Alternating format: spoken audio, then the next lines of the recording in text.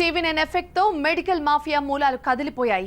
Medical సీట్లను అమ్ముతున్న ప్రైమ్టెక్ solutions గుట్టు రట్టు చేసింది టీవీ9. నిన్న ప్రైమ్టెక్ సొల్యూషన్స్ ఎండీతో పాటు సిబ్బందిని అదుపులోకి తీసుకున్న పోలీసులు ఇవాళ నాంపల్లి కోర్టులో హాజరుపరిచారు.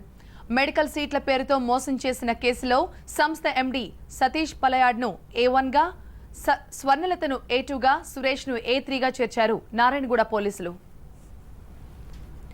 బరితెగించి ఎంబీబీఎస్ సీట్లను బజారులో పెట్టి అమ్ముతున్న మాఫియాకు చెక్ పెట్టింది టీవీ9. హైదరాబాద్ హిమాయత్ నగర్ అడ్డాగా ప్రైమ్టెక్ సొల్యూషన్ సాగిస్తున్న మెడికల్ మాఫియా గుట్టు రట్టు చేసింది టీవీ9. ఛానల్ కథనాలతో హిమాయత్ నగర్లోని ప్రైమ్టెక్ సొల్యూషన్స్ పై మెరుపు దాడి చేశారు పోలీసు అధికారులు. ప్రైమ్టెక్ సొల్యూషన్ సిబ్బందిని అదుపులోకి తీసుకున్నారు. ఆధారాలు సేకరించారు. సంస్థ ఎండీ సతీష్ పలయాడ్ను అదుపులోకి తీసుకుని ఇవాళ నాంపల్లి కోర్టులో హాజరుపరిచారు. మెడికల్ మాఫియా ఏ స్థాయిలో విస్తరించిందో టీవీ9 నిఘాలో బయటపడింది.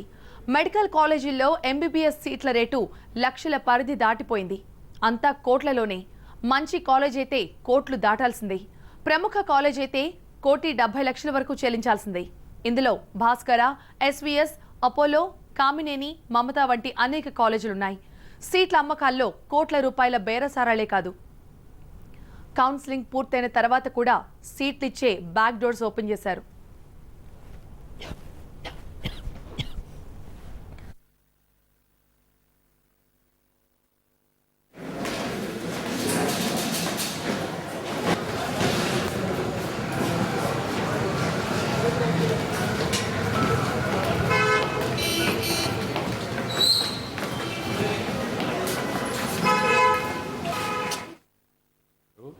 మెసేజ్ పెట్టి ఇట్లా మేము సీట్స్ ఇప్పిస్తాము డివై పార్టీలు అది ఇలా అని ఆ మెసేజ్ తీసుకొని నేను కాల్ చేశాను.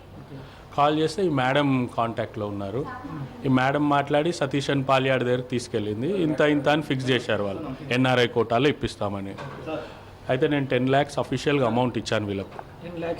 అఫీషియల్గా ఇచ్చాను. 10 daysలో మీకు కన్ఫర్మేషన్ అయిపోతుంది సార్ అని చెప్పారు.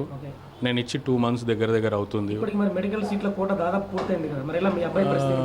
అదే మాకు అర్థం అవుతలేదు. రోజు వస్తున్నాం, రోజు రేపు అంటున్నాడు, నేను చేస్తాను కదా అంటున్నాడు.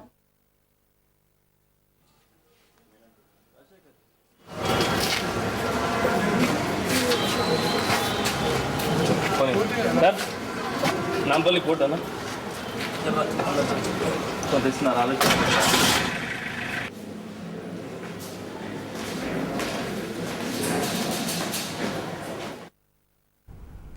మెరిట్ ఉన్న వాళ్లకు ఫ్రంట్ డోర్లు మూసేసి బలిసినోళ్లకు బ్యాక్ డోర్లు ఓపెన్ చేసి 100 కోట్ల రూపాయల బిజినెస్ చేస్తోంది మాఫియా.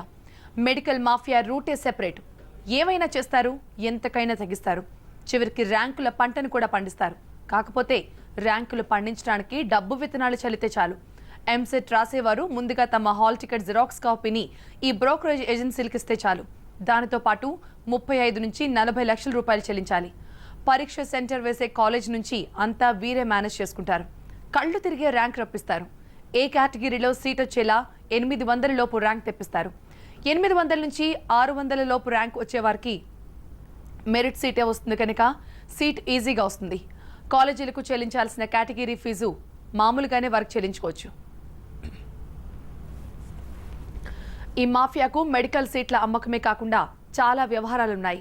భూదందాలు కూడా చేస్తున్నారు. ల్యాండ్ పేపర్లు ఇస్తే లోన్ ఇస్తామని తిప్పుతున్నారని ముత్యాలు అనే బాధితుడు వాపోయాడు.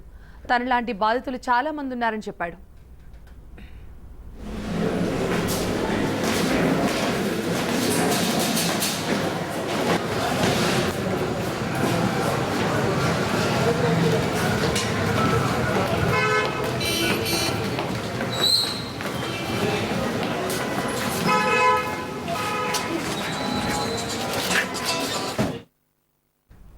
లోన్ ఇస్తామన్నారు. లోన్ గురించి పేపర్లు పెట్టినాం. సంవత్సరం అయిపోయింది, ఇప్పటిదాకా లోన్ లేదు.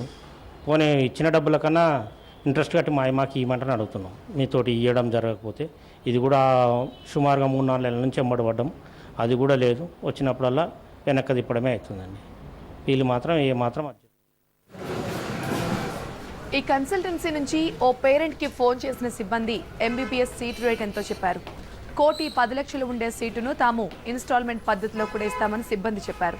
వాళ్ళు పేరెంట్స్ కు ఎలా గాలం వేస్తున్నారు చూడండి.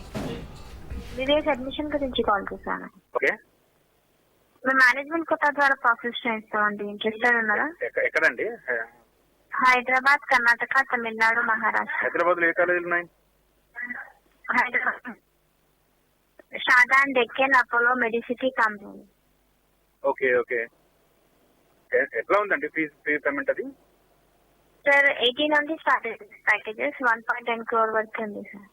1.10 అంటే ఇంక్లూడింగ్ ఫీజా లేకపోతే వితౌట్ ఫీజా? ఫీజ్ డొనేషన్ కలిపి సార్. అంటే 9 lakhs కోటానా లేకపోతే 11 lakhs?